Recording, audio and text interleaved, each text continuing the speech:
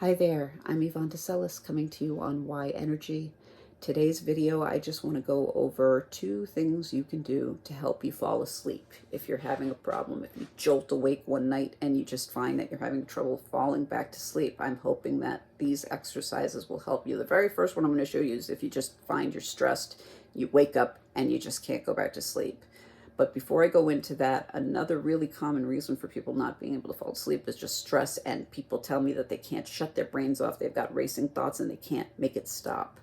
This is one that I learned a while back. It's very easy to do. I cannot guarantee that it's going to work, but it should help. Very easy solution that I really truly hope works for you. If you're having racing thoughts and you're really having a hard time shutting your brain off, one of the things you can do is get a cold compress, or paper towel or a small washcloth or something. What you want to do is get it soaked with really freezy cold water and then wring it dry so that it's not dripping, but you want to put it on your forehead. What you want to do is freeze your brain, kind of. Don't literally freeze it, obviously, but what you want to do is you want to get your brain cold. If you get your forehead good and cold, that should help slow your thoughts down. You could get a cold compress. I do recommend putting something over it, though. Don't directly touch the compress to your head, but you want to get your forehead cold. Just lie there with it for a while. You can maybe get a cold compress, put paper towel again or napkin around it, and just hold it on your head just for a little while. Again, the main goal is you want to get your forehead cold. If you can get your forehead cold enough, that should help slow the thoughts down enough to let you go back to sleep. And the other thing you can do is if you wake up just in a jolt and you find you can't go back to sleep, and I'm really hoping you're going to be able to see this spot on the camera, this next one I'm going to show you is an alternative version of doing what is known as the hookup. The normal hookup is you put one finger on your navel, middle finger, and you put your other middle finger on your third eye. This is an alternate version. So what we're going to do is put one finger on your third eye. I'm going to put my middle finger on my third eye, and then the other middle finger where you want to put it, and this is what I mean when I say I hope you can see what I'm about to do. It's at the back of your head. Sorry, I'm thinking my chair's in the way here.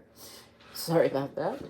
It's at the back of your head, the base of your skull at the center. If you feel around, you'll feel an indentation there that you can fit pretty much the very top knuckle. The little portion of your top knuckle should be able to go into this point. So middle finger there, press in, and again on the third eye with the other hand, press in on both spots and pull up just a little bit. And now here, let's do our typical deep controlled breathing with the tongue at the roof of the mouth. So breath in and out. And I just recommend holding this spot for a few moments with the deep breathing.